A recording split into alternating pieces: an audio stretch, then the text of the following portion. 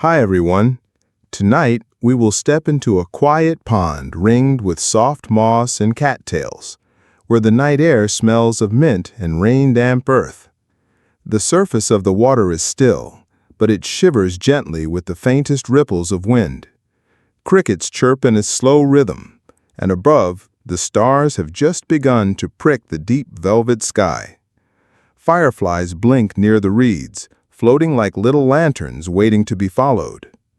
And there, at the water's edge, is a turtle named Tomo, old, gentle, and thoughtful, gazing up through the drifting clouds at something far, far away. If you really enjoy what I'm doing, please like the video and subscribe to the channel. Don't forget to leave a comment about where you are watching the video and at what time. Trust me, it will be interesting to see someone somewhere on this planet is just like you. Now, let's dim the lights, get into bed, cover ourselves with a blanket, and relax our entire body. Don't think about anything. Just focus on tonight's journey. Tomo blinked slowly. His eyes, still and dark as wet stones, followed the round silver moon hanging above the treetops. Its reflection quivered in the water, trailing light over lily pads and water bugs. He had watched the moon for as long as he could remember. It was always there, always drifting, rising from the east like a glowing bubble, crossing the sky like a boat without oars, and fading away into the hush of morning. But tonight felt different. The moon was so full it looked close enough to touch. Tomo tilted his head. It shimmered on the water's surface, just out of reach, just a ripple away. He didn't want to look away, not yet. Behind him, the tall cattails whispered in the breeze. The frogs had finished their last croak. The night had settled into one long, deep breath. Tomo let his head rest on the smooth stone he always used as a pillow. It was warm from the sun, even now. He closed his eyes halfway, but the moonlight slipped through his eyelids, casting silver in his dreams. He wondered, again like so many nights before, what the moon felt like. Was it warm like sun-baked rock, or cold like a pebble at the bottom of the pond? Did it smell like morning fog, or like lightning just before a storm? No one had ever told him. He had never asked. He had never needed to. But tonight, the question itched like a grain of sand beneath his shell. The moonlight bent over the lily pads, brightening a single patch of reeds across the pond. A small wind pushed through, parting them gently, and for the first time in all his years at the water's edge, Tomo heard something else in the air. Something soft, a voice. It wasn't exactly a whisper. It was more like a feeling that pressed against his chest, like the hush before a rainfall. The moon isn't just light, it seemed to say. Tomo blinked again. He sat up slowly. The voice had no shape, no sound, but he knew it hadn't come from inside him. He wasn't the kind of turtle to imagine things. His thoughts were always slow, heavy, careful. But this voice, this breeze, it felt real. The moon is a place, it said again, this time closer. Some have gone to find it. He stared at the reeds. They swayed gently. Something shifted between them, a ripple, a shadow, a glint like fish scale, but nothing emerged. Tomo turned his head back toward the sky. The moon sat there like it always did, calm and unreachable. But now, he wasn't so sure. What if it was a place? What if someone could go? What if the light on the water wasn't a reflection, but a road? He looked at the edge of the pond, the part he had never crossed. The land beyond it was uneven and soft, rising into patches of moss and long grass. He had seen foxes move through there, and deer sometimes, their heads lowered as they sniffed the wind. He had watched their shapes disappear into the trees and never wondered where they were going. Until now. He took a deep breath. The air smelled like pine sap and wet leaves. the night wrapped around him like a cool blanket. He felt slow, but not tired. Not in the usual way. This wasn't the sleep he knew, heavy and dreamless, curled up in his shell. This was something else. Carefully, almost without realizing, Tomo stepped off the stone. His clawed feet touched soft earth for the first time in seasons. It was cooler than he expected, and slightly damp. The moss bent beneath his weight, springing back as he passed. The reeds brushed his shell as he moved forward. A small toad croaked once, then fell silent. Behind him, the pond rippled with the last of his steps. Before him, the moss glowed faintly in the moonlight, like a trail only he could see. Tomo did not know where he was going. He did not know how far he would go. He only knew this: he was going to find the moon. The moonlight shimmered across the moss, catching on tiny threads of dew as Tomo crept forward, each step slow and careful. Behind him, the pond was already fading into silence, just the faintest ripple here, a distant frog's sigh there, and the hush of lily pads folding for the night. He did not look back. The earth underfoot was unfamiliar, softer, somehow more alive than he expected. He could feel it pressing gently against the curve of his claws, damp and cool, as if the ground itself remembered the rain. Overhead, leaves swayed quietly, each one holding a drop of light. He passed beneath a fern nearly twice his size, the fronds arching overhead like the ribs of a green cathedral. The air smelled of mint and crushed moss, and somewhere in the distance a cricket paused mid-song, as if watching him go. For the first time in his life, Tomo realized how far the night stretched. It wasn't just the sky. It was around him, in every shadow, every breeze, every hidden flutter of wings. It pressed in gently, not to frighten him, but to remind him that the world was larger than the pond had ever told him. A soft rustle made him pause. He turned his head slowly. The reeds behind him quivered, though there was no wind now, just stillness. Then, out of the corner of his eye, he caught a flicker, the delicate glow of a firefly drifting lazily through the air. Another joined it, then another. They floated past him like lanterns on invisible strings, bobbing and blinking, forming a loose trail through the underbrush. Tomo followed. The fireflies did not hurry, and neither did he. They weaved between mushrooms and fallen branches, over patches of tiny wildflowers that closed their petals as he passed. Their glow reflected faintly on his shell, casting soft golden patterns that pulsed in time with their tiny lights. A low branch brushed the top of his shell, not harshly, but like a hand resting gently on a shoulder. Tomo paused beneath it. The branch held a cluster of star-shaped leaves, and as the fireflies drifted around them, they cast shadows like constellations. Tomo looked up. The sky had cleared more now. The moon was higher, bright and clean and round. It looked no closer, but also no farther. It seemed to watch him, steady and silent. He took another step, then another. His breath was steady, and his body relaxed into the rhythm of the earth.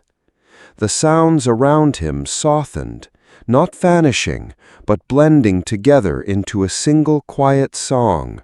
The hush of wind, the tick of unseen insects, the drip of old dew falling from a leaf. And then, just ahead, the fireflies curved downward, sinking into a hollow in the forest floor. There, nestled between two smooth stones, was a patch of water. Not a pond, but something smaller. A still pool, ringed with lily pads so tiny they looked like coins. Tomo leaned forward. The water was darker than his own pond had ever been.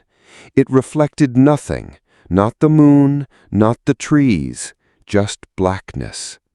But as he stared, something stirred beneath the surface. A voice.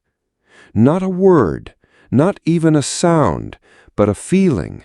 A ripple that moved through the air and touched the inside of his chest. "You are not the first," it seemed to say. Tomo stayed very still. Beneath the water, something passed, a shimmer. Not a shape he could name, but a shift in the dark, like silver smoke curling in slow motion. "The moon is far, but not unreachable," the feeling whispered. Tomo tilted his head. "Some follow the stars, some follow dreams." He blinked. "You follow silence." The pool stilled again. The fireflies circled above it, their light flickering softly, barely brushing the surface. The air was cooler now. A breeze moved through the trees above like a sigh. Tomo lowered his head slowly, in thanks, not out of habit, but instinct. He did not know who had spoken. Maybe it was the pool, maybe the forest, maybe the night itself. But something had seen him. Something had actually noticed. He turned again toward the glowing trail of fireflies, now winding up a gentle slope. The moss grew thicker here, padding each step like a quiet drumbeat. The trees opened slightly, letting in more moonlight, silvering the edges of every stone. His shell felt warmer now. As he climbed the slope, a pale blue moth landed on his nose. It sat there for a long moment, its wings barely moving. Tomo went still, allowing it to rest. When it finally flew off, it drifted upward toward the branches, trailing a powdery light. The stars above seemed brighter. And then at the top of the hill, the fireflies scattered, not in fear, but in freedom. They blinked once more, then vanished into the trees. Tomo stood at the edge of a clearing. Before him, the forest opened into a field. Wide, still, glowing faintly under the full gaze of the moon. He stepped forward onto the soft grass, and the scent of wild clover touched his nose. The field stretched out like a pale green sea, its blades gently swaying, reflecting silver on every edge. He paused just at the edge of it. The wind lifted, cool and full of promise, brushing the top of his shell like a whispered welcome. And Tomo, the turtle who had always watched the moon, took his first step into the field that would carry him far beyond anything he had ever known. The grass tickled the underside of Tomo's shell as he moved slowly through the moonlit field. Each blade bent softly beneath his weight, then sprang back up, as if nothing had passed at all. The earth was gentle here, sloping just slightly, rising and falling like a sleeping breath. The moon floated above him, higher now, but still steady, patient, always watching. The air was different here. It was wider somehow, more open.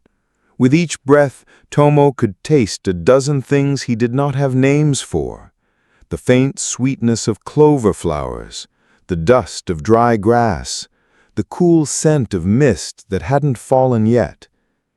It was the kind of air that made you blink slower, think slower, breathe deeper. Tomo did not rush. He had never rushed in his life, and he did not plan to start now. His steps were small and steady, the way he had always walked. But something about the field invited him forward, like the space ahead was not just empty, but waiting. In the far distance, he could see the shadowy edge of the trees, a forest dark and deep. But it was far off yet, for now there was only this open field, and the moon above, and the feeling that somewhere in the grass something was listening. A cricket chirped to his left. Another answered from somewhere further ahead. The sound wasn't loud. It didn't need to be. It rose like steam from the ground, blending into the air, folding itself into the wind. And then, faint and almost missed, Tomo heard something else. A rustling, slow and steady, just a few paces ahead. Not sharp, not dangerous, just familiar. He paused. The grass moved slightly. A dark shape shifted between the blades. And then it stepped into view. A mouse, no bigger than a pine cone, wearing a tiny leaf on her back like a shawl.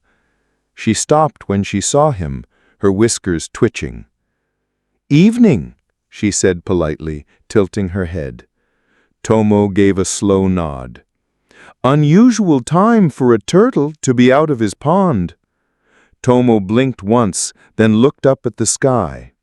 The mouse followed his gaze. "Ah," she said softly. "Chasing that, are we?" Tomo didn't reply, not because he didn't want to, but because he didn't know how to explain it yet. Not fully, not out loud. "You're not the first," the mouse continued, brushing a bit of fluff off her nose. "But you are the slowest." Tomo watched as she turned in a small circle and settled into the grass beside him, folding her leaf shawl neatly around her shoulders.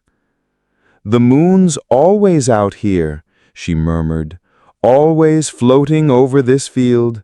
Some nights it touches the grass, others it hides behind clouds and listens, but it never forgets who walks beneath it." Tomo let her words settle between them. She looked at him again. "If you keep going," she said, "you'll come to the bridge." He tilted his head just slightly.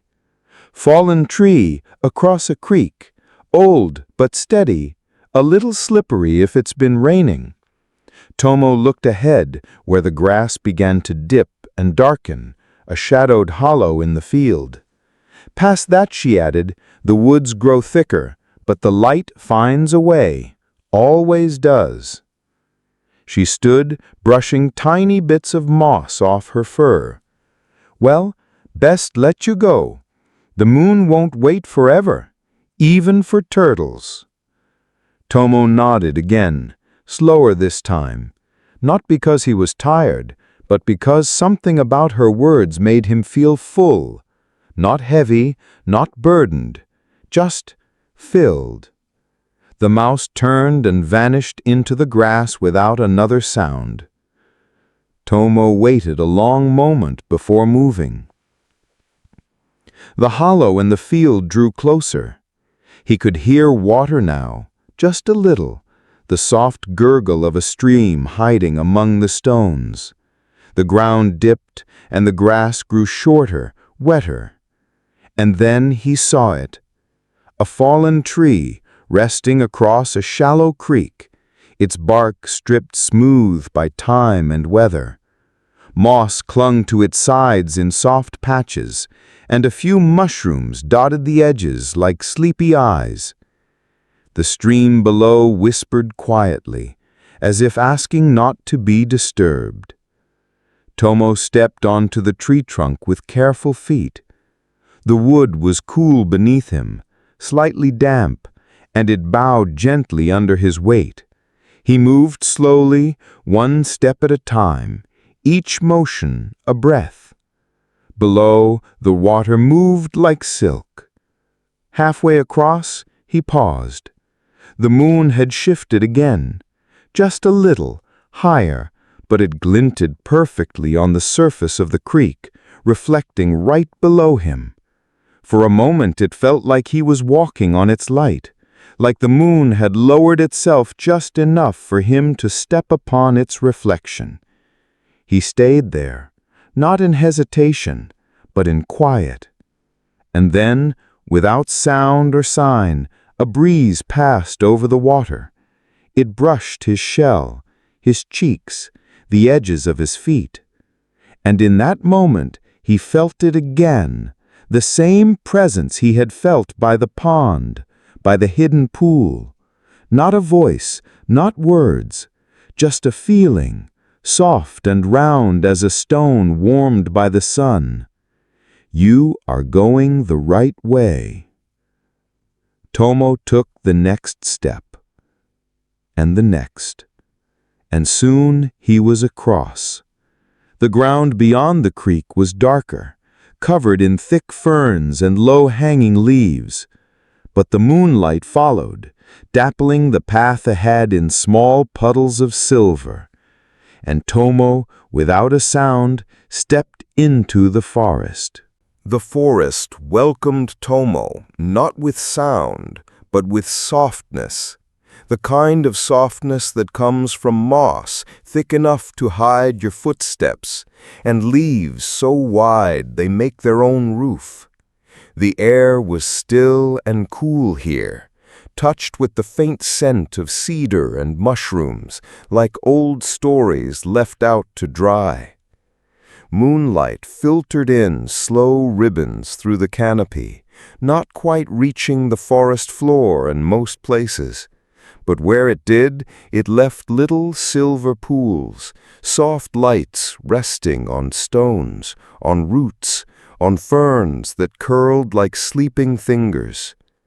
Tomo moved quietly between them. The path, if it could be called that, was more a pattern of spaces, places where the ferns parted just enough, where the moss was slightly thinner, where no roots jutted to trip his careful feet. He did not question the direction. He simply followed the feeling in his chest, the one that pulsed gently with each breath, the one that whispered, "This way." Now and then a twig cracked softly in the distance, not near, not threatening, just part of the night. The forest was wide and full, but it did not feel empty. Ahead, a faint glow began to appear, warm and flickering, like a candle behind a curtain. Not moonlight, something different, a new color in the darkness. Tomo moved toward it, slower still. He stepped over a knotted root, ducked beneath a low fern, and found himself standing in a small clearing, round and quiet, ringed with tiny mushrooms that glowed with pale amber light. And in the center, perched upon a twisted branch that curved low to the ground, sat a bird, an owl. Her feathers were not gray, not brown, but deep indigo, dusted with white spots like constellations.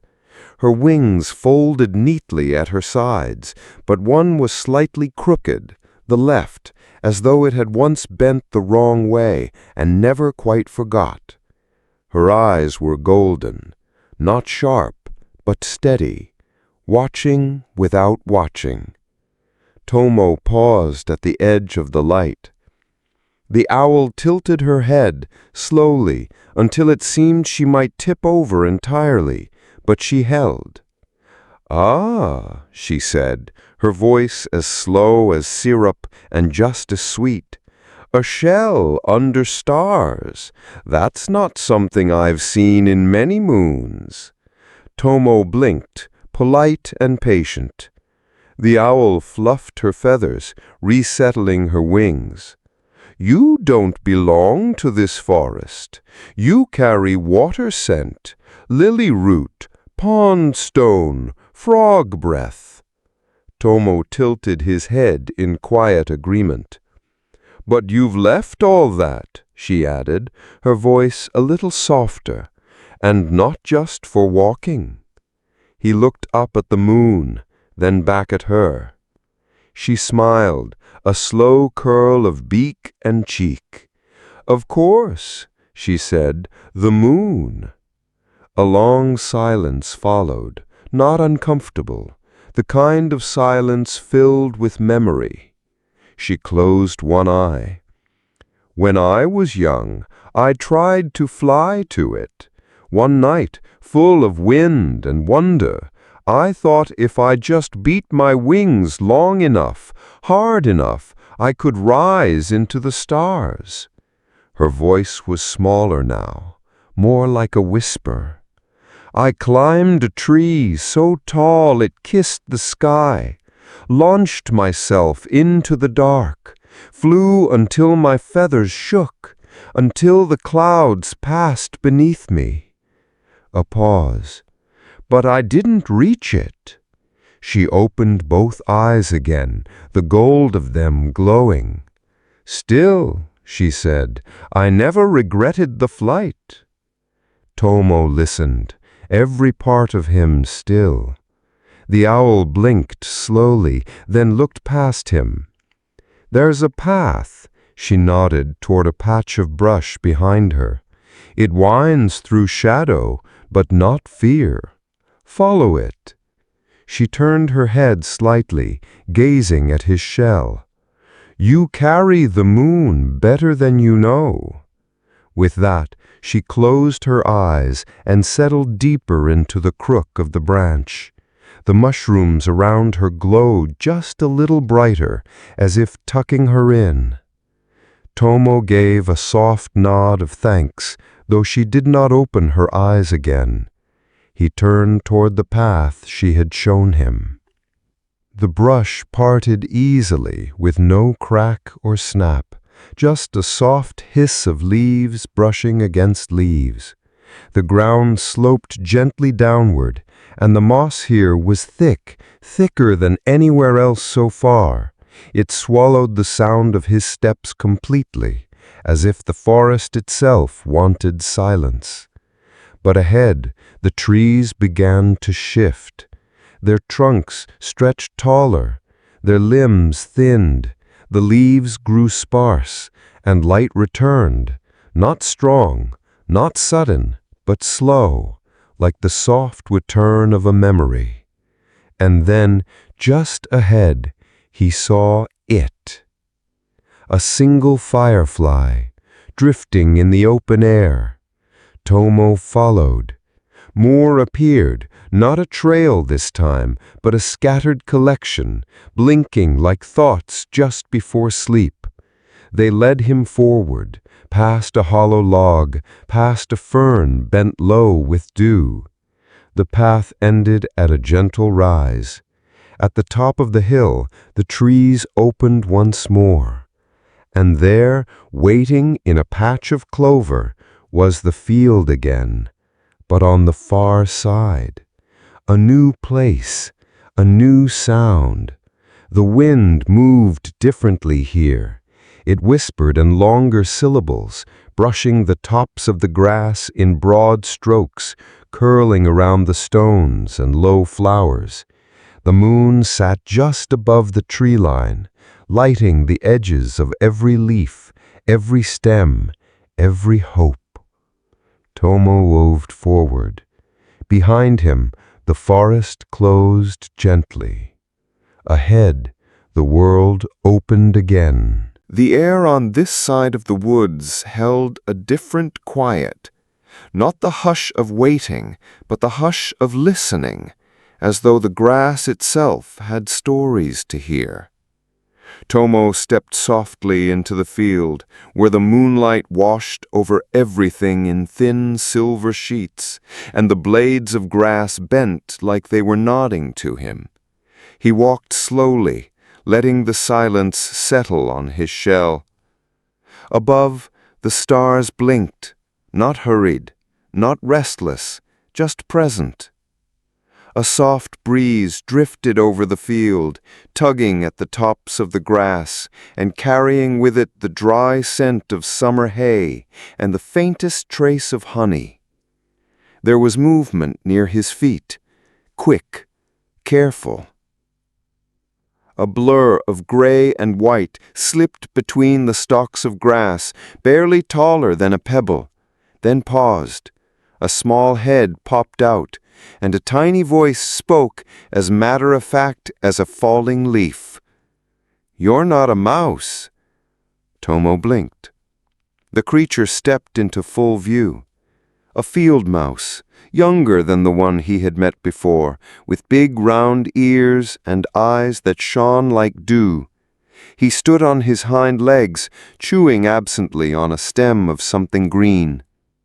"You're not a fox either. Or a rock. I thought you were a rock." Tomo simply looked at him. The mouse studied him for a beat longer, then shrugged. "You move slow. Slower than the wind, slower than clouds. Why are you out here?" Tomo raised his head toward the sky. The mouse followed his gaze, then blinked. "Oh, the moon." He said it casually, as if naming a pebble. "It's nice. Always there, always up." Tomo nodded. "I used to try catching it," the mouse said, his voice quieting a little, becoming less quick, less sharp. "I'd jump straight into the pond and slap at the water with my tail, trying to catch the reflection." Tomo tilted his head. "Never worked," the mouse added with a sigh, "but I liked trying." He dropped the stem from his mouth and kicked it aside. "There's a fox up ahead. Don't worry, not a mean one. Just full of stories. Sleeps most of the time. He leaves prints in the moss." Then the mouse stepped back toward the grass. "If you see him, don't step on his tail. He's particular about that." And with that, the mouse vanished as if the field had swallowed him up. Tomo stood for a moment, letting the wind nudge him forward. The grasses parted in places, worn smooth by paws or hooves or time. He followed the natural curve of the field until the moss began again, this time in soft gray patches underfoot, springy and clean, like the belly of a feathered bird. There, in the middle of the moss, were footprints. Delicate, careful, with claws that didn't dig deep. A fox, just as the mouse had said. The prints moved ahead in a winding line, curving slightly toward a distant stone half covered in ivy. Tomo followed. The moon was brighter now, high above, but not harsh. It spilled light over everything, even the places it shouldn't, under stones, in cracks, beneath curling leaves. It found everything. At last Tomo reached the stone. There, half curled in its shadow, was the fox. His fur was a strange color, not red, not gold, but something between the two, like a flame wrapped in dust. His tail was long and full, tucked neatly around his nose, but one eye was open, just barely. He blinked slowly as Tomo approached. "I thought I heard footsteps," the fox said, his voice low and lazy like something that had just woken from a pleasant dream. "Soft ones, like moss walking on moss." Tomo stopped a short distance away. The fox uncurled just enough to stretch his front paws. He yawned, his teeth bright against the night. "I don't see many turtles out here," he murmured. "Not many at all." Tomo looked toward the sky. The fox followed his gaze, then blinked. "Ah, that explains it." He yawned again, then flopped onto his side. Here I think to sleep. He closed his eyes all the way now, still speaking. I once dreamed I lived on the moon, had a little den there, full of starberries and echo flowers. The ground was soft and glowed just a little. Everything smelled like old light. In the dream, the stars would drift down at night and sleep on my back like kittens, and when I woke, they'd stretch and blink and climb back into the sky. It was a good dream. Sometimes I think I almost remember what it felt like standing in wind made of silver. A long pause, then softly, "If you reach it, tell it I said hello." Tomo waited, but the fox did not speak again. The moss beneath him was warm from the fox's body. The prince curved onward around the stone and past the clumps of ivy. So Tomo followed them. And ahead, just beyond the edge of the moss, a river waited. Not loud, not wide, but wrapped in a thick mist, the kind that curled between stones and clung to leaves like a question left unanswered. He stood at the edge and listened, and the water, in its gentle song, whispered back. The river was not what Tomo expected. It didn't rush or roar. It didn't leap over rocks or carve through cliffs. It murmured, a slow, steady breath between stones, barely louder than the wind brushing over a leaf. Mist hugged its surface in long, curling tendrils, making the water look more like glass or the underside of a dream. Tomo stood at the edge, his claws pressing into the damp moss. The bank sloped down gently, where river pebbles nestled beneath a layer of dew. The moon's light hung in the mist, drifting low and soft, like it too had come to rest here a while. He looked left, then right.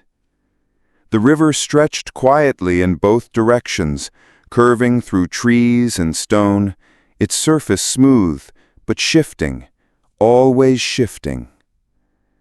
There was no bridge, only the soft music of the current, and the stones that rose just enough above the waterline to form a kind of path, not regular, not safe, just possible.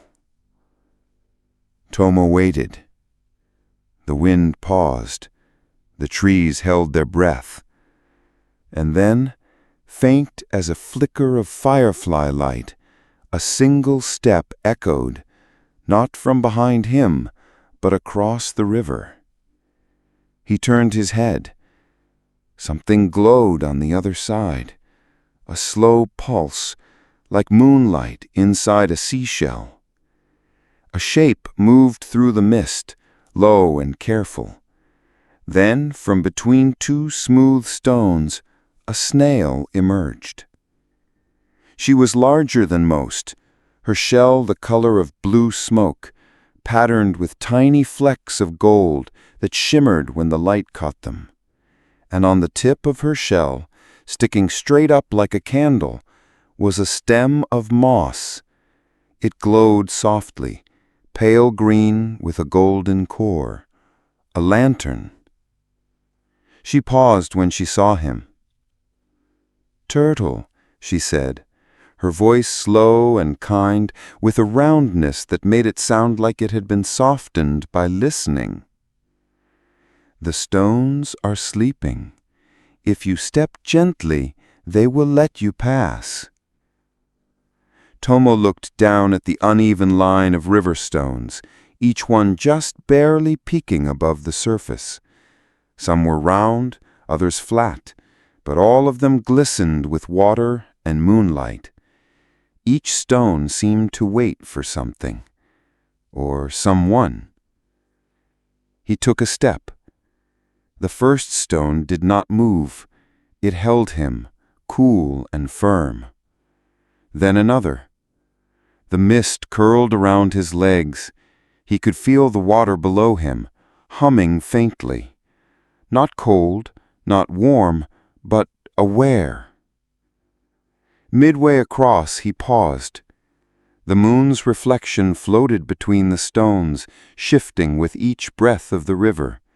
It shimmered and bent and blinked, never still, always awake. The snail watched from the far bank, her lantern bobbing softly. "Why do you follow the moon?" she asked. Tomo paused again. He didn't speak, not out loud, but he lifted his head, looking directly at the glowing circle above. The snail nodded slowly, as though she understood. "I used to follow it too," she said, "before I carried my own light." Her lantern flickered gently, illuminating the curve of her shell, the trail she left in the moss behind her. "It doesn't stay in one place," she said. "The moon, it moves. Even when you think you've caught up, it's already somewhere else." Tomo's next step landed softly. He was close now, just 3 stones away from the far bank. The mist was thicker here, clinging to his shell. It didn't chill, it comforted, like the fingers of a sleepy dream pulling gently at the edges of wakefulness. He stepped again, and again. The final stone was shaped like a heart. He didn't know how he knew, but he did. When he stepped on it, the stone hummed softly, a sound only felt through the feet, not heard, a sound like agreement. He stepped onto the far bank. The snail bowed her head just slightly. "You walk slow, but the moon walks slower." Tomo blinked. She turned, her shell catching the moonlight in a brief, perfect curve of glow, and disappeared into the mist again, her lantern bobbing until it vanished completely. He was alone once more, but the river did not feel empty behind him, and the light on his shell felt warmer now, not brighter, just closer. Ahead, the moss gave way to stone. Smooth, wide stone like a path laid by something very old. And beyond that, a rise of land where pine trees stood in a ring, reaching toward the stars like green spires. Tomo moved toward them, and as he did, the river behind him whispered a final breath. Not goodbye, just onward.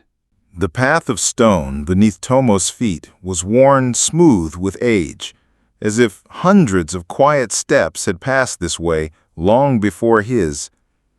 Moss curled at the edges like green lace, and small patches of lichen glowed faintly in the moonlight, their pale forms like frozen breaths along the cracks. Tomo followed the curve of the path as it rose gently toward the ring of pine trees. The trees were tall, impossibly tall, their trunks straight and wide, their bark rough and old, with a reddish hue that caught the moonlight like rusted gold. As he approached, the scent in the air changed. It was sharper now, filled with pine resin, cracked bark, and something else, something colder. Not cold like water or wind, cold like high places, cold like breath turned to mist, a promise of where the air thins and the stars feel closer.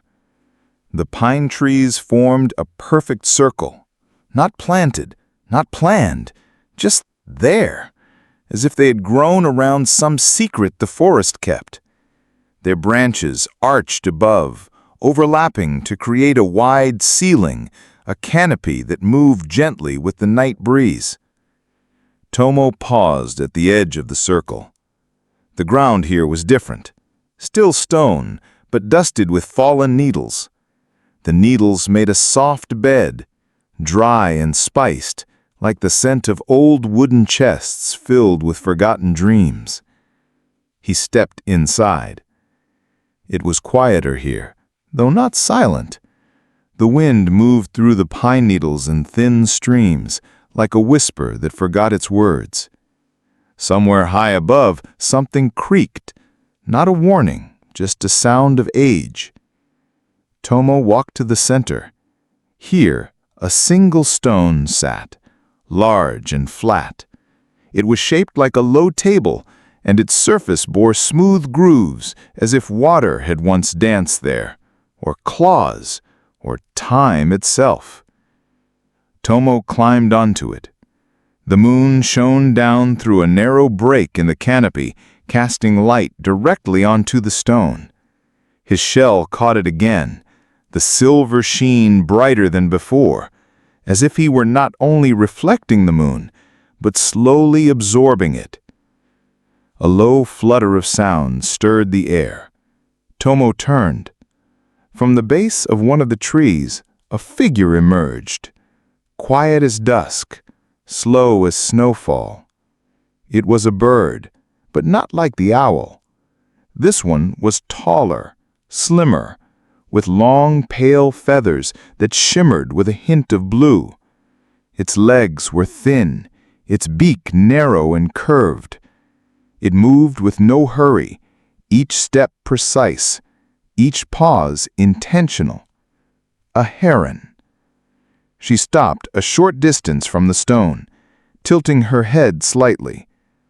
"I thought I might find you here," she said. Tomo blinked. "Not many turtles leave their ponds. Fewer still come this far."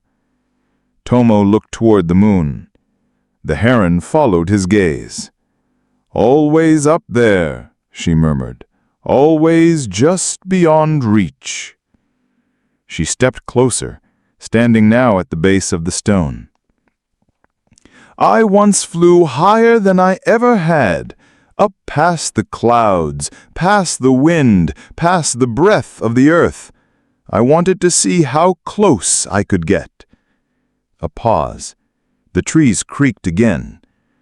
"I lost my way coming down, drifted for a day and a night with no wind beneath me. But I don't regret it. The sky was a cathedral, and I was the only one inside." Tomo watched her, still and listening. The heron glanced at his shell. "You carry light well," she said. Then she stepped backward, into the trees, and was gone. No sound, no rustle, just absence. The moonlight above held still. Tomo stayed on the stone a little longer. It was warm beneath him now, faintly, as though the stories spoken in this place had settled into it like coals. When he finally stepped down, the path beyond the circle was clearer. It led upward, not steeply, not sharply, just steadily. A slow climb, and Tomo followed, his feet pressing softly into pine needles that thinned with each step. Soon stone replaced them, then gravel, then frost, and the smell of the mountain wind reached him at last, wild, thin, and new. The gravel crunched beneath Tomo's feet in the softest way possible, like someone gently folding paper. It was not the polished smoothness of river stones, nor the spongy hush of moss, but something between, brittle yet light. The frost beneath it whispered, not sharp but delicate, spreading in thin crystals along the edges of stones like lace etched by breath. Above him, the trees had thinned, giving way to bare trunks and low shrubs that huddled close to the ground, their branches coated in a silvery dust. The wind moved differently here, slower but deeper, as if it had come a longer way. And with every step, the stars grew brighter. They blinked in clusters and spirals, more of them than Tomo had ever seen, painting the sky in quiet, ancient shapes. The moon drifted slightly westward, but it was still full, still whole, still watching. The air tasted different now. Colder, yes, but not empty. There was a sweetness to it, faint as old snow or dry mint, mixed with the earthy scent of lichen and stone. It filled Tomo's lungs in slow, careful breaths. He moved onward, climbing.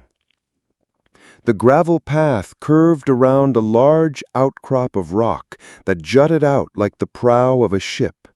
As he rounded it, the path widened into a ledge, and there, just ahead, was a pool of light. Soft, flickering, almost hidden by a cluster of frost-covered bushes. Tomo slowed. The light was not from the moon. It came from a small shape, sitting atop a flat stone, legs dangling, arms resting loosely on knees. It was a moth.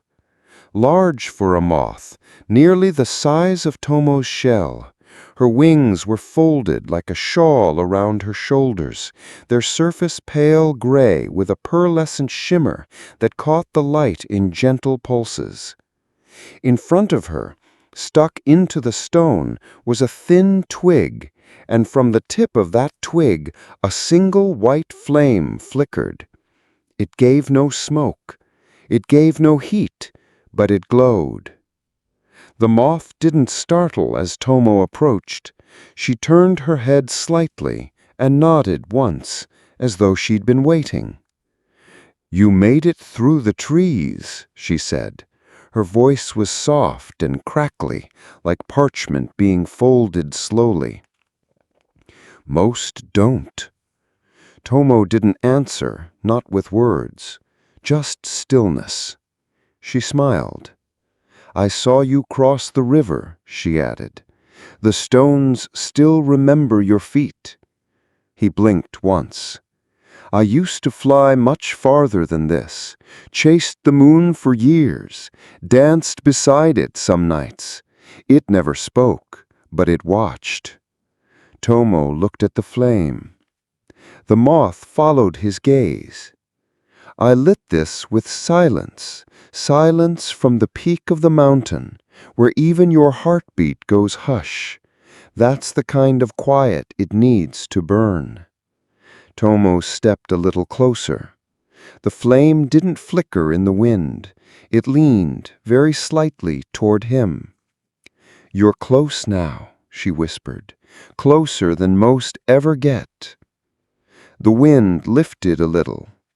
It tugged at her wings, revealing thin veins of silver beneath the pale folds. She looked at the sky. "The moon doesn't come down to meet you, but if you climb high enough, it will send something to greet you. Light, maybe, or memory." Tomo stood beside her now. The ledge overlooked a valley, deep and dark. Across it more peaks rose, some round, some sharp, all glowing faintly with frost. The air shimmered above them, touched by the breath of stars. The moth reached out a hand, not toward him, but toward the space between them, and gently tapped the stone. "The trail bends," she said, "and then it climbs. And when the trees vanish completely, and the wind no longer carries sound, you'll be at the edge." She turned her gaze back to the flame. "I'll be here," she said, "until it goes out." Tomo gave a slow nod, a gesture that somehow felt like a promise. He turned back to the trail, where the gravel turned thinner, where the frost grew thick enough to crunch. And as he walked away, The flame behind him bent once more, a white shape in a world of silver. It did not waver. It simply watched.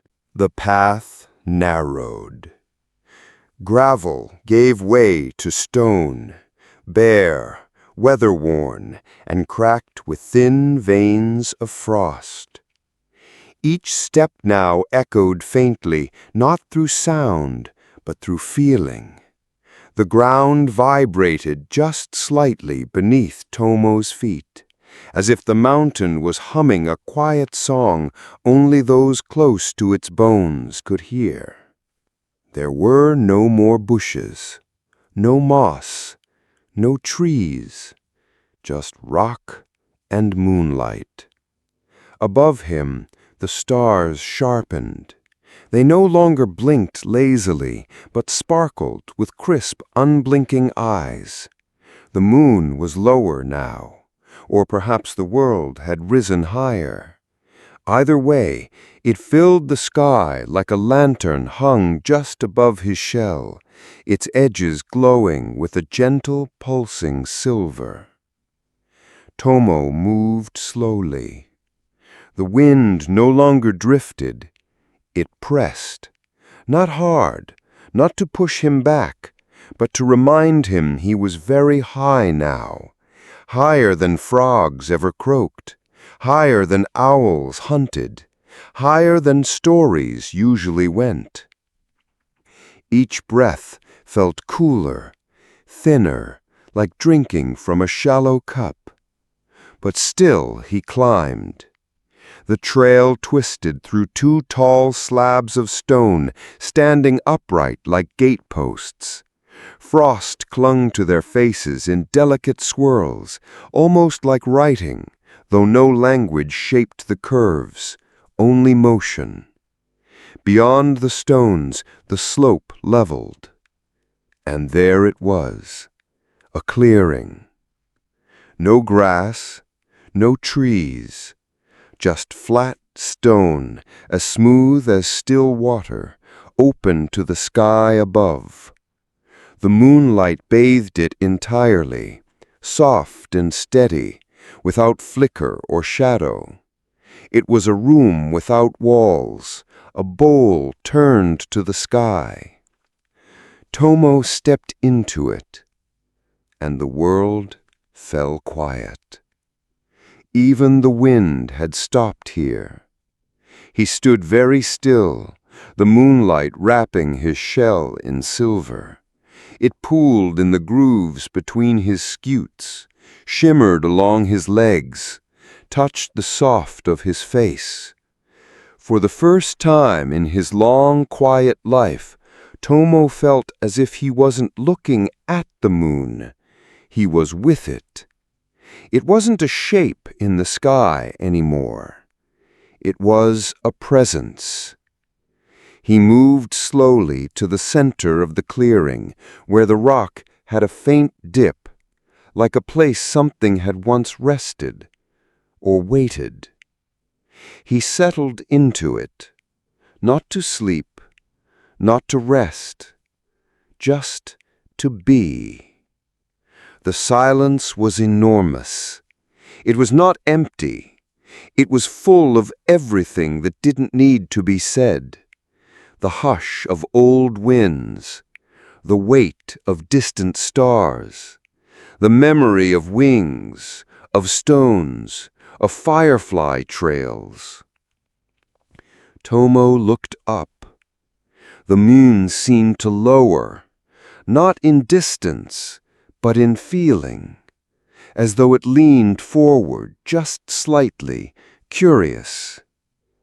And then, slowly, gradually, gently, the light around him changed, not brighter, softer. It folded around him like water over stone, like fur over young, like dusk slipping into sleep. It warmed him not with heat, but with knowing. Not knowledge, but knowing, the deep, slow kind that comes without words. And in that moment, Tomo understood. The moon was not a place. It was a listener, a watcher, a peeper of stillness. And he who had followed it across forest and river and root and frost had not come to reach it. He had come to meet it. The wind did not return, but something else did. A hush, a glow, a shift in the air that whispered not as sound, but as feeling. You are seen. Tomo closed his eyes. He did not sleep. He did not dream. He simply was. Beneath the moon. With it. For a long, long time. Tomo stayed still for a long time, not because he was tired, not because he had reached an end, but because everything around him had settled into a perfect balance, light and dark, cold and warmth, weight and silence. There was no rush, no need. The moon sat full above the clearing, casting its silver breath over the stone, over Tomo, over the world below. Its light did not press or command. It simply was, the way a pond simply reflects what's given to it. Slowly, Tomo opened his eyes. The silence welcomed him back, unchanged. And yet, something had shifted. He felt lighter, not in body, but in thought, as if the questions he'd carried for so long had finally quieted, not by answers, but by presence.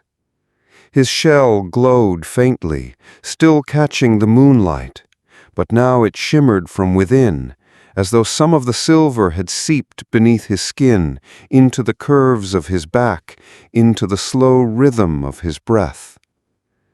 He rose from the shallow dip in the stone.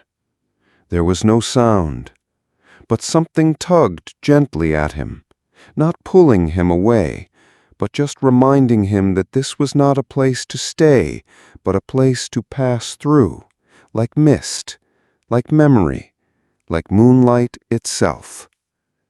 He turned toward the path behind him.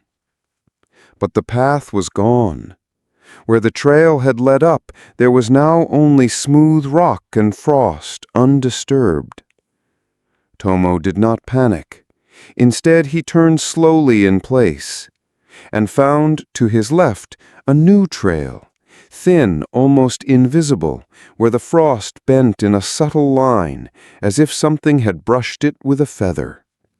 It wound between two tall boulders, their faces etched with long grooves, like they'd been carved by wind or wings. He followed it. The stone turned to gravel again, and the gravel gave way to patches of moss, soft underfoot, a familiar feeling returning. The mountain slope curved gently down. He walked without hurry. Around him the air thickened slightly, not heavy, just full, like the world had woken up while he sat with the moon, and now it exhaled all at once. The stars above remained sharp, but the moon had shifted. It was no longer directly above him.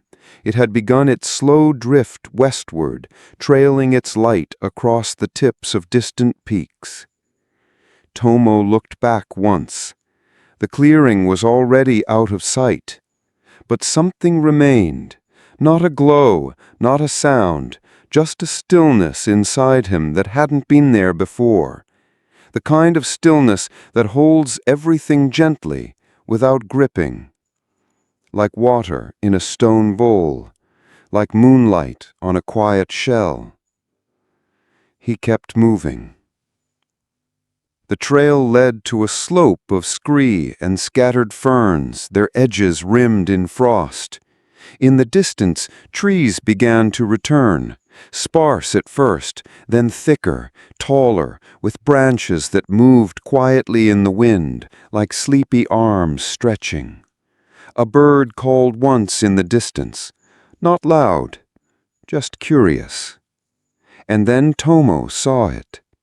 A single pine cone resting in the middle of the path. It was round and neat, unopened, a promise not yet fulfilled.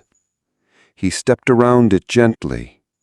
Not everything was meant to be disturbed. Soon the trees began to thicken. The slope grew softer, the moss richer. The forest was returning.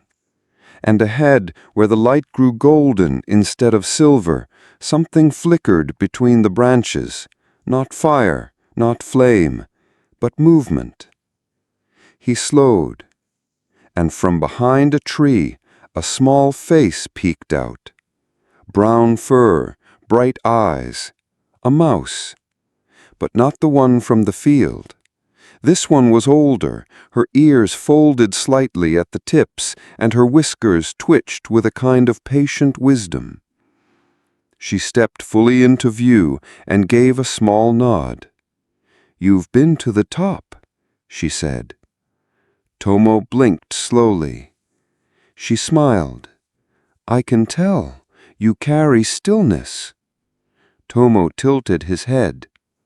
"Most who climb come down carrying something else, a question, a longing, a memory, but not you." She walked up beside him and touched the edge of his shell with one tiny paw. Then she turned and, just like that, vanished into the roots. Tomo stood a moment longer.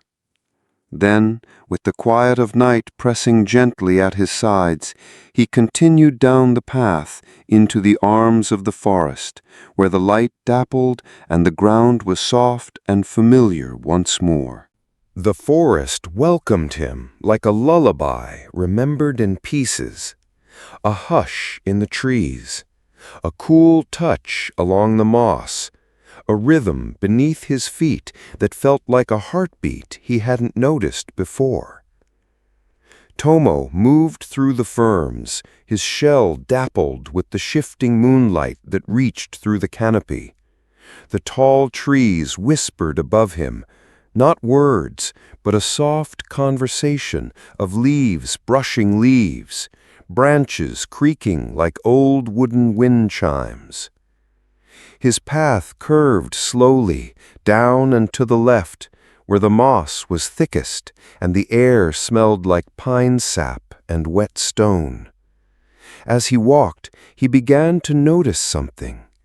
The forest was no longer unfamiliar. Each sound, each shadow, each bend in the path, they stirred something in him. Not memory exactly, but recognition. This moss, that fern, that hollowed tree trunk with the small twist of ivy at its base. He had passed them before, on his way up. Only now they looked different. Not because they had changed, but because he had. He stopped by the hollowed tree trunk. Before, it had seemed like a mark on the trail, something to pass. Now, it looked like a doorway. Not into another place, but into a moment where he had once stood and not yet understood what it meant to chase something, not to reach it, but to become part of it. The ivy curled gently, catching the light in its veins. A small beetle, no bigger than a raindrop, climbed slowly along its edge. Neither hurried. Tomo continued. Ahead, the moss began to thin, replaced by damp soil, soft and dark beneath his feet. Tree roots crossed the trail like sleepy snakes, but they gave way beneath his weight, bending slightly, then springing back as he passed. And then, up ahead, movement. A flicker of green-gold light. Not a lantern, not the moon. A firefly. Just one. Blinking softly between two low branches, its light pulsing like a slow breath. It hovered for a moment, then drifted gently forward. Tomo followed. Another firefly joined it. Then another. A small trail now, dancing through the trees, never hurried, never lost. They led him to the edge of a shallow dip in the forest floor, a natural bowl filled with thick grass and ringed by mushrooms that glowed gently beneath the canopy. And in the center of the bowl, curled among the moss, was the fox. He looked the same, his fur still that odd, dusty flame color, his tail still curled over his nose. But now both eyes were open. He blinked slowly when Tomo stepped into the bowl. "Ah," he said, his voice drowsy but warm. "You came back?" Tomo said nothing. He didn't need to. The fox gave a sleepy smile. "Did it speak to you?" Tomo blinked. "Didn't think so," the fox said. "It doesn't speak, but it listens better than anything." He uncurled slightly, stretching one leg. "I once climbed halfway, got as far as the frost, sat on a ledge and waited for it to come to me," he chuckled softly. "Turns out it already had." Tomo looked up through the trees. The moon hung lower now, tilting just slightly, its edge kissing the tops of the branches. "It's funny," he whispered, almost to himself. "Everyone wants to chase it. No one thinks about bringing it back." Tomo's shell shimmered faintly in the moonlight. The fox closed his eyes again, resting his head on his paws. "You're glowing," he said. Tomo turned and left the bowl without sound. The fireflies rose once more, then vanished between the trees. He kept walking down the winding path where the air warmed and the trees opened wider. The night was older now, stretched thin but not fading. It held its quiet shape. And ahead, through a break in the forest, he saw the edge of the field. The same one he had crossed so long ago. Only now he approached from the other side. The edge of the field looked different in the moonlight now. Not brighter, gentler. The grass bowed softly, rippling in slow waves, as if the field itself was breathing in sleep. Tomo paused beneath the last of the trees. The bark was worn smooth by wind and time, its roots twisted into the earth like old fingers. He rested one foot on the moss there, not to stop, but to remember. This was where the forest had first opened for him, where the night had seemed impossibly wide, where he had taken his first step toward something he didn't yet understand. And now he was returning, carrying the moonlight not just on his shell, but inside it. The field opened before him like a soft dream. No sharp edges, no loud colors, just silver and green and the quiet rustling of stems touching stems. He moved slowly, each step pressing into the soil like a gentle exhale. A breeze passed over the tops of the grass. Not the breeze of before.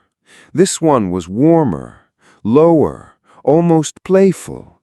It curled around his legs, swirled over his shell, and carried with it scents from far away. Wet stone, pine bark, river mist, and something else. Something round and sweet, like the memory of a soft sound. He kept walking. To his right, something darted through the grass, a blur of movement, then another. Small feet, quick shapes. Then from behind a tall clover, a head popped up. It was the young field mouse. His ears twitched and his whiskers stood straight. "You came back," he said, surprised. "I thought you were going up forever." Tomo blinked slowly. The mouse scampered closer, sniffing the air. "You smell different," he said. "You smell like cold light and pine and stars." He turned his head sideways. "You touched it, didn't you?" Tomo looked up. The moon was beginning to tilt downward now, as if leaning closer to the horizon. Its silver light stretched across the field like the last brush of a painter's hand. The mouse leaned in and touched Tomo's shell lightly. "It's warm, but not hot, like sleeping beside a candle that never melts." Tomo waited. The mouse stepped back, thoughtful. "I don't think I could ever go that far," he admitted. "Too many fast things to chase, too many roots to dig under, too much here." He shrugged, "But I'm glad you did." Then he grinned suddenly. "There's a stone ahead that's shaped like a pillow. It catches moonlight better than anything else in this whole field. I think it's waiting for you." Without waiting for an answer, the mouse darted off, disappearing again into the whispering grass. Tomo followed the path his steps had made once before. And there, just as the mouse had said, was the stone. Flat, warm, familiar. It sat in a dip of grass where the blades curved like fingers around a sleeping palm. It hadn't moved. It had only waited. He settled on top of it, adjusting slowly until his shell fit into the slight hollow he remembered. The stone exhaled beneath him. Not truly, but that's how it felt. He looked up. The moon hung lower now, not in farewell, in blessing. Its light reached toward him with long, slow arms, wrapping around the edges of his shell, then resting on his closed eyelids like a lullaby. And Tomo, turtle of still ponds and slow steps, who had once only watched the sky, now sat in the field that had once whispered of elsewhere, and glowed. The glow from Tomo's shell was not bright, not the kind of light that shouted or pushed. It was the kind that waited, the kind that listened. Like moonlight on water, like memory held in a quiet room. The stone beneath him stayed warm, cradling his shape the way it had before, a perfect fit, as if the earth had remembered him. Around him, the field moved gently in the breeze, each blade of grass bending and rising like sleepy waves. He watched as the stars shifted slightly in the sky, not falling, not rushing, just moving the way he had moved, slow, certain, patient.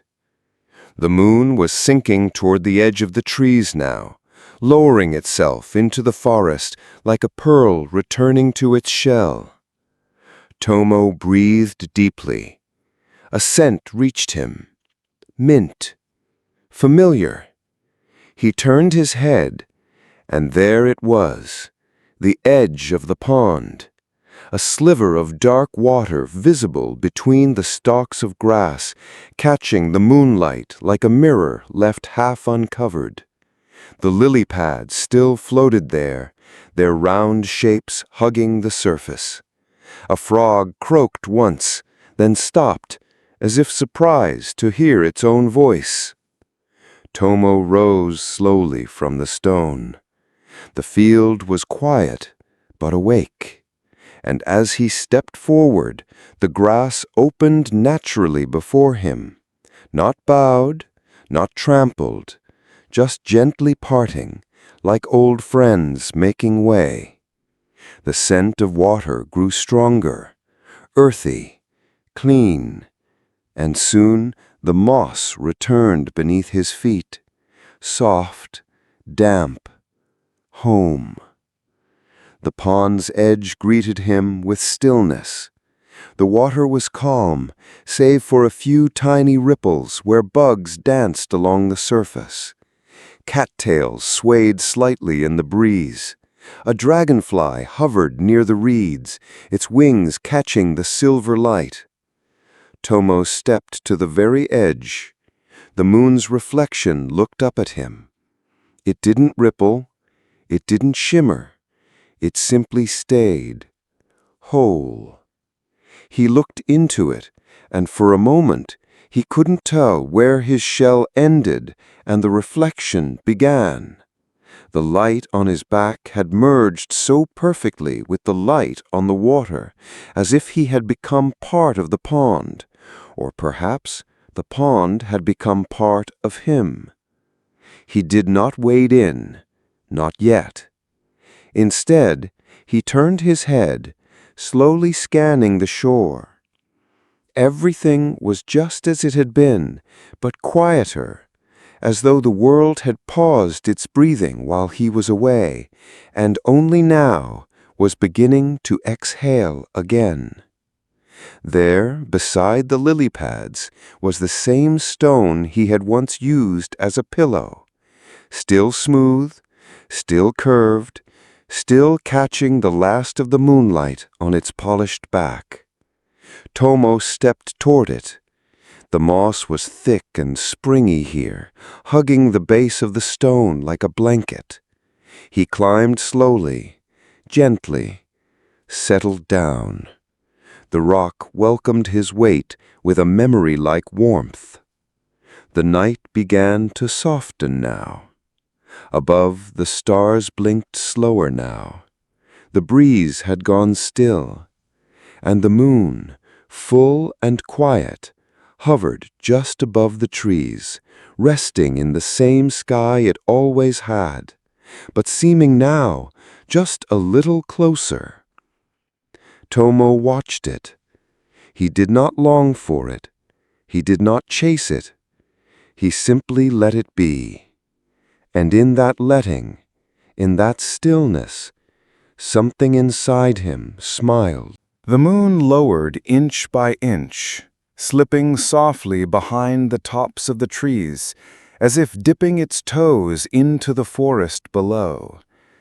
Its light stretched long across the surface of the pond, painting a silver path that shimmered and bent with each ripple, each quiet breath of wind. Tomo rested on his stone, his eyes half closed, not asleep, not waiting, just present. The warmth of the stone seeped into his shell, familiar and grounding. Beneath him, the moss held his weight as gently as water, cupping the curve of his shell as though it had missed him. And in a way, maybe it had. He could hear the soft tick of water bugs skimming the pond, the steady croak of a frog from deep in the reeds, the distant hoot of an owl who knew this was the hour for quiet things.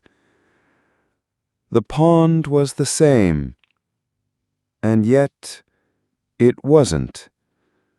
Not because the trees had moved, not because the water had changed, but because he had brought something back with him. Not the moon itself, but the stillness of it, the hush, the glow. And now it settled over the pond like a blanket, not heavy, not cold, but complete. A firefly drifted near, blinking softly. It hovered just above Tomo's shell, matching the pale shimmer rising from his back. For a moment, the firefly paused mid-air, as if confused, unsure which light had come from where. Then it blinked once and floated off into the reeds. Tomo watched it go. And then, from the edge of the water, another creature appeared. A frog. Not the loud kind, not the proud kind, but a round one with big eyes and legs that moved as if remembering how. He crawled up beside the pond and looked at Tomo with a puzzled tilt of his head. "You're back," he said, voice low and damp and surprised. Tomo blinked. "You're glowing," the frog added. Tomo stayed still. The frog blinked slowly, then looked up at the sky, searching for the moon. It was almost gone now, only the top of it visible through the trees. Its light was fainter here, no longer a full beam across the pond, but soft puddles of silver pooling between the cattails. The frog looked back at Tomo. "You went looking for it, didn't you?" A pause. "Most of us just watch it, croak at it a few times, wonder about it until we fall asleep." He leaned forward just a little. "But you went." Tomo didn't answer. He didn't need to. The frog sat beside him quietly for a while, feet tucked beneath his belly, throat pulsing slowly.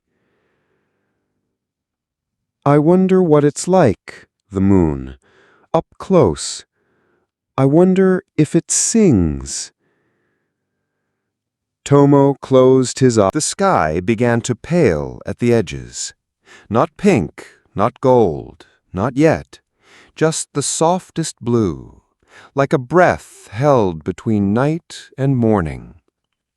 Tomo stayed on his stone. The moon was gone from the sky now, but it hadn't left. Its light remained, folded into the folds of the cattails, soaked into the still water, tucked into the slow hush of the wind that moved like someone walking on tiptoe. And inside Tomo, it lingered too. Not as a glow now, not something others might see, but as weightless warmth, like the last memory of a dream you didn't know you needed. The pond stirred gently. Not much, just a few ripples where a dragonfly's wings brushed the surface, or where a snail kissed the underside of a lily pad. It was the kind of stirring that said the world was waking up again, but didn't mind if you stayed quiet a little longer. Tomo tilted his head. There, across the pond, he saw it, the first beam of early light breaking through the branches. It wasn't moonlight. It didn't pretend to be.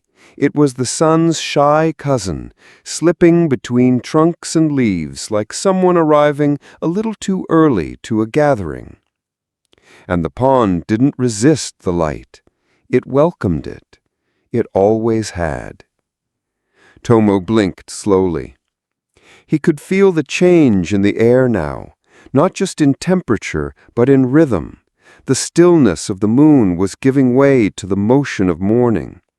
Somewhere in the distance, a bird cleared its throat, testing the space between the trees.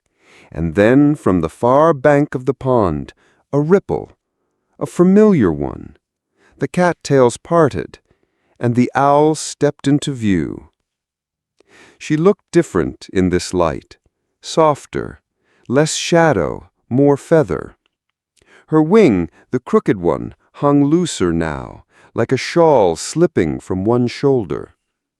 She didn't speak at first. She just stood there, blinking slowly, eyes wide and gold and full of silence. Then she tilted her head. "You brought it back with you," she said. Tomo didn't move. "You didn't bring a stone, or a feather, or a piece of light." A pause. "But it's there, in you." Tomo blinked once, slow as the night's last breath. The owl nodded. "I remember what it felt like," she murmured, "long ago, when I flew higher than the trees, when the air was thin and everything else fell away." She looked at him with something almost like fondness. "You didn't reach it, but you did, not with wings, not with height, with stillness." She lifted her wing slowly, stretching it toward the sky. It trembled just slightly, but held. "You have reminded me," she said. And then with a small hop, she leapt into the air. Her wings unfurled fully, both of them now, even the crooked one, and she rose above the pond with slow, deep strokes. Not rushing, not reaching, just rising. Tomo watched her glide between the trees, her feathers catching the first light of dawn, like silver threads being pulled from the dark. Then he looked down. The pond reflected everything, the light, the trees, the sky, even himself. But it wasn't the same reflection as before, because now, beneath the curve of his shell, he could see it. The moon. Not in the sky, not in the water, but in the shape of stillness that sat quietly within him. The pond exhaled gently, as if settling into the new light. Sunlight began to stretch softly across the surface, golden this time, not silver. It painted the edges of the lily pads, slid across the moss, and reached toward Tomo in slow, warm fingers. The light didn't startle him. It didn't pull him from rest. It simply arrived, like a polite guest entering a room already full of hush. Tomo remained on the stone. His shell still carried the moon's memory, but it no longer shimmered outward. Now it pulsed faintly within, a hidden glow, a quiet lantern. Birdsong began to bloom in the trees. One voice at first, then two, then dozens weaving together like threads of sky-colored music, lifting gently over the water. Tomo listened. The sounds did not crowd him. They filled the space around him in soft loops and slow ripples, never interrupting the stillness inside. The forest was waking, but it remembered its silence, and it honored what he carried. A soft rustle in the reeds. Tomo turned his head. A badger, young, sleepy-eyed, his fur still marked with pieces of last night's leaves, emerged from behind a patch of ferns. He paused when he saw Tomo, blinking like someone unsure if they were still dreaming. "You're back," he said. Tomo didn't move. The badger stepped closer, his big paws pressing into the damp earth with heavy softness. He sat down heavily, as badgers do. "I had a dream," he murmured, "that the moon climbed down into the pond and floated there just for a moment. I swam toward it, but it sank before I reached it. I think maybe—" he squinted at Tomo, "maybe it wasn't in the pond at all."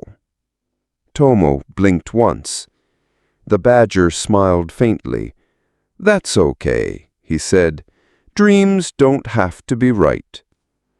He yawned, a wide stretch of jaws and paws, and then curled up at the base of a tree, letting one ear rest against the moss. He closed his eyes. "I'll nap here, if that's all right," he murmured. Tomo said nothing, but the quiet around him said yes. A leaf drifted down from a branch above, landing on the surface of the pond. It stood still and certain, leaving no wake, just a pause. Tomo watched the sunlight move across the water. He remembered the stones of the river, the voice of the owl, the flickering flame of the moth's lantern. He remembered the weightless hush on the mountain top. He remembered the moon not as something he had reached, but as something he had finally met. And now that memory lived inside him, not as a moment, but as a rhythm, the kind of rhythm that lets things grow. A dragonfly zipped past his head, wings catching the sunlight like stained glass in motion. It hovered for a moment, inspecting him, then darted away with a faint zzzz. Tomo did not chase it with his eyes. He simply stayed. The sun rose higher. The pond rippled once, a small fish darting just below the surface, and the wind shifted. This time it came from behind him.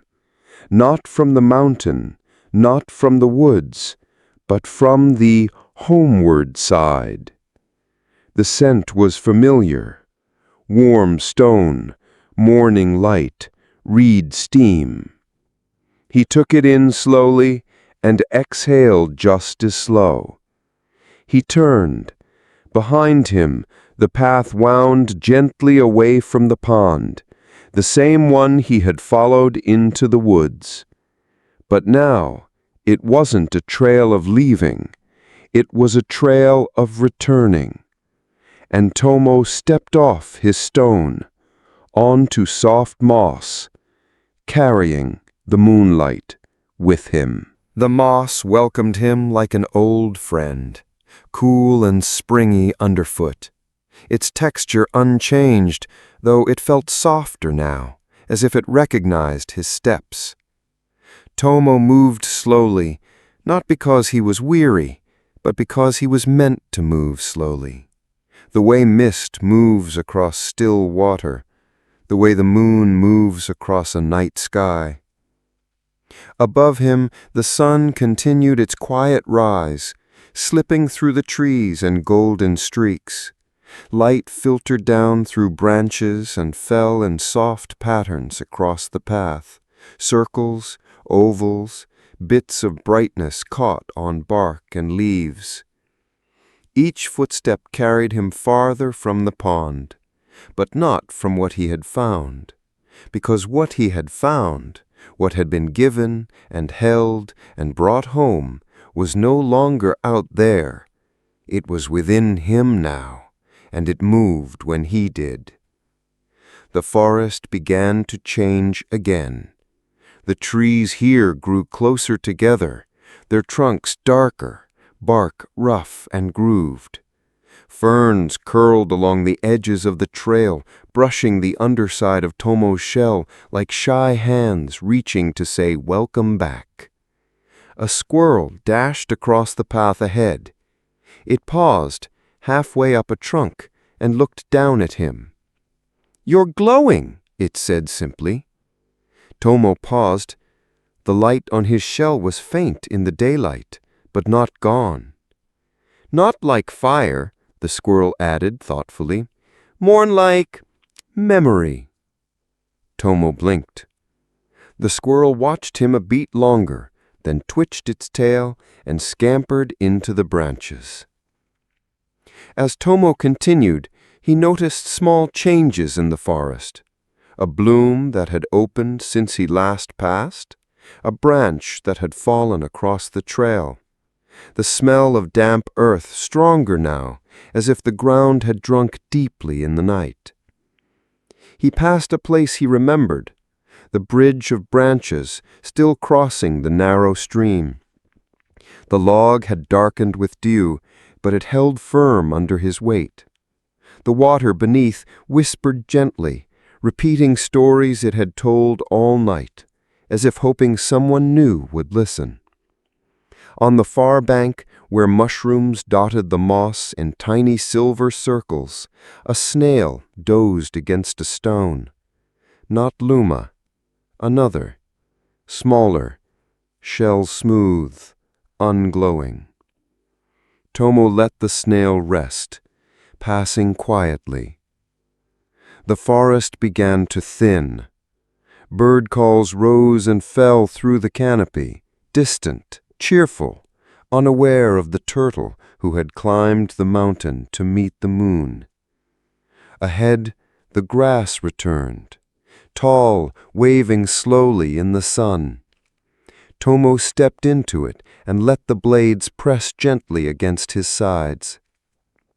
He moved through it as if floating, and then, faint, carried on a playful wind, a familiar sound. Crickets. Dozens of them tucked between stems, chirping lazily in the warmth. Their rhythm wasn't quite a song, it was more like breathing, a chorus of contentment. Tomo paused.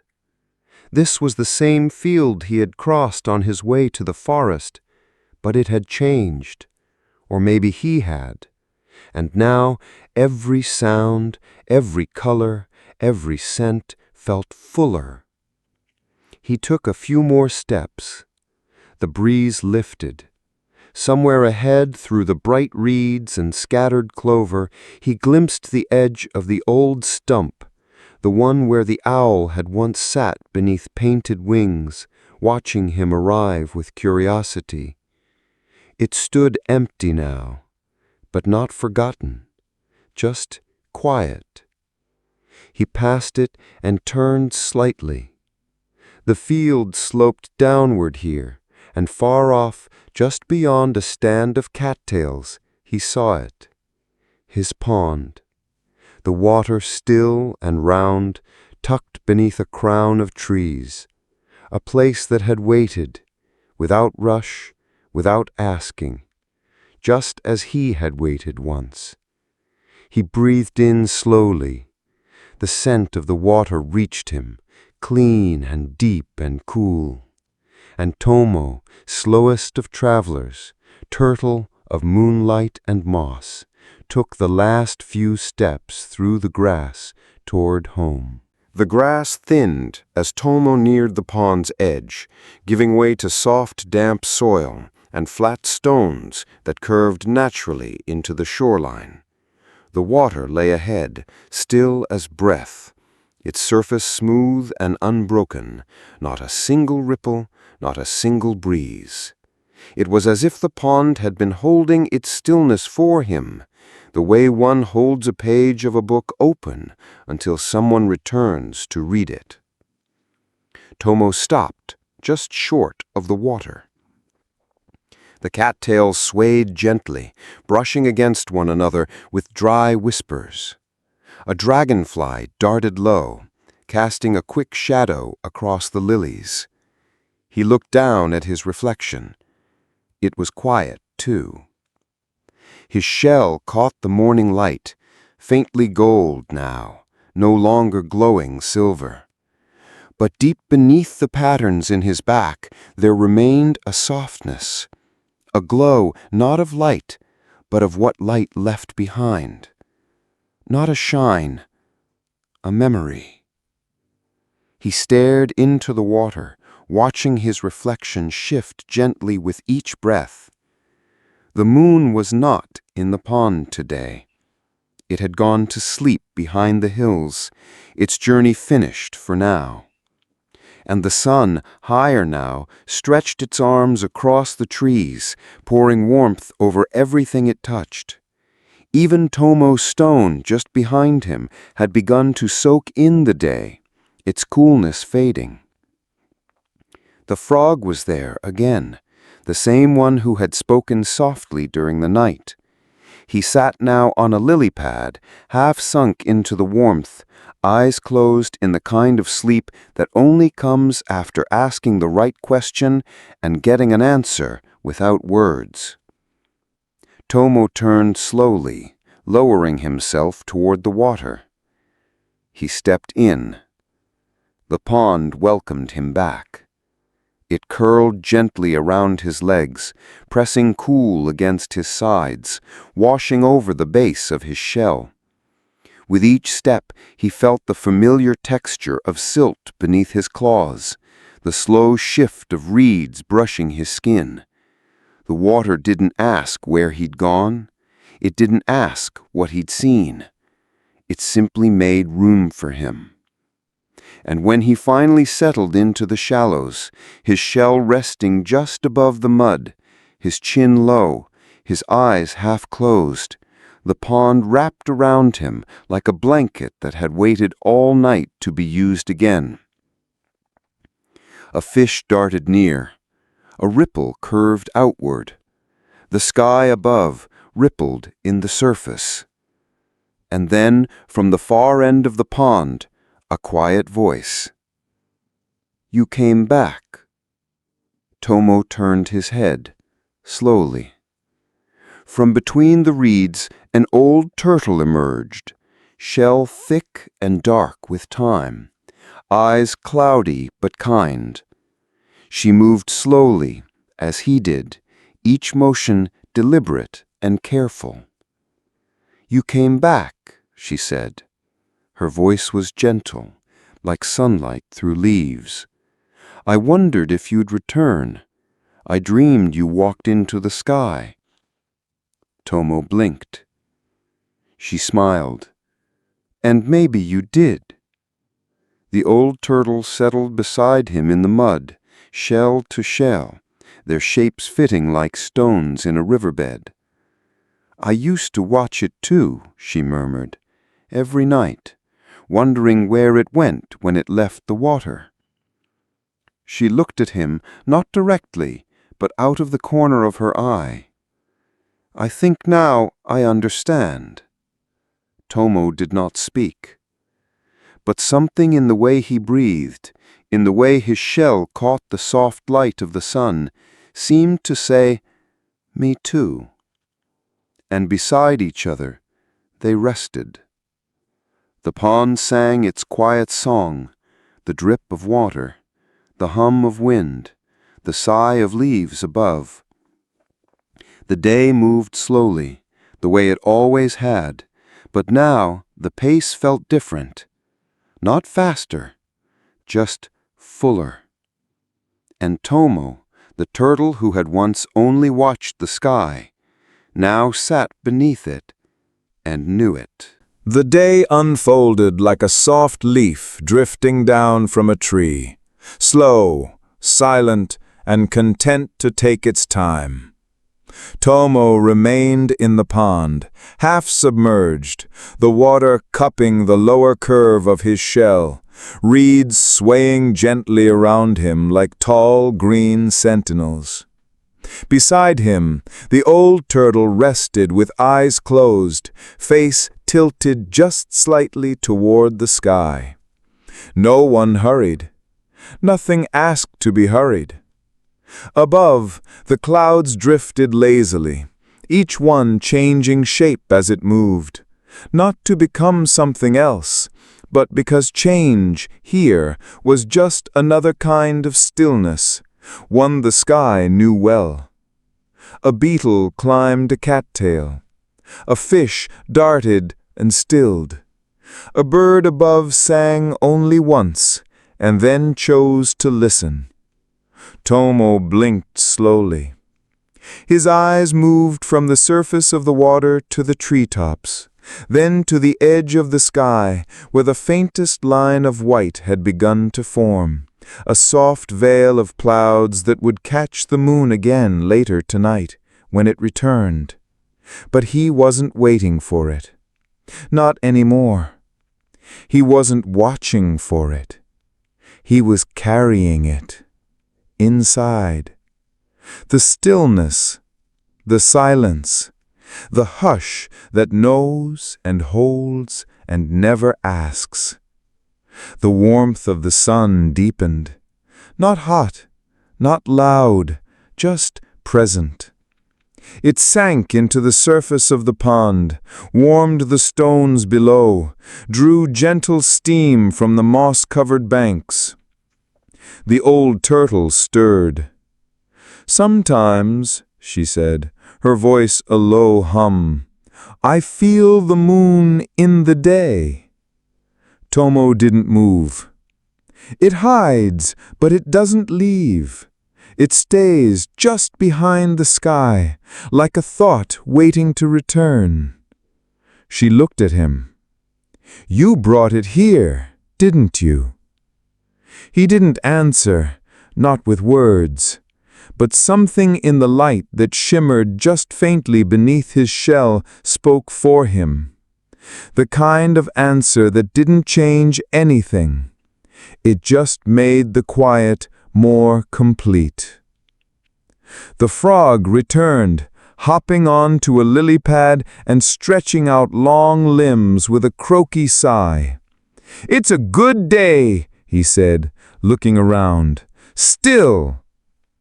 Another dragonfly passed, wings buzzing, and for a moment it hovered above Tomo's head, circling once, twice, then darting into the trees. No one followed it. No one needed to. In the silence that followed, the pond grew fuller, not in water, not in life, but in something else, something softer, a sense of being exactly what it needed to be. Tomo shifted only slightly, adjusting in the mud, letting the reeds sway against his shell like gentle hands. There would be another night, and another moonrise, and more fireflies, but he didn't need to chase them. He knew now the moon was never something to reach. It was something to carry. Even in daylight, even in stillness, even in sleep. The sky above began to pale further, clouds thinning into long streaks like brushstrokes across a canvas. A breeze passed through the trees and across the water, ruffling the surface with the lightest touch. And Tomo, his eyes half-lidded, let the quiet wrap itself around him like a soft shell, not as armor, but as peace. Afternoon came slowly, spilling across the pond like honey. The sun tilted, shadows softened, colors turned warmer. The wind exhaled. Tomo didn't move, not because he couldn't, but because everything around him was already moving slowly enough. The water lapped gently at his shell.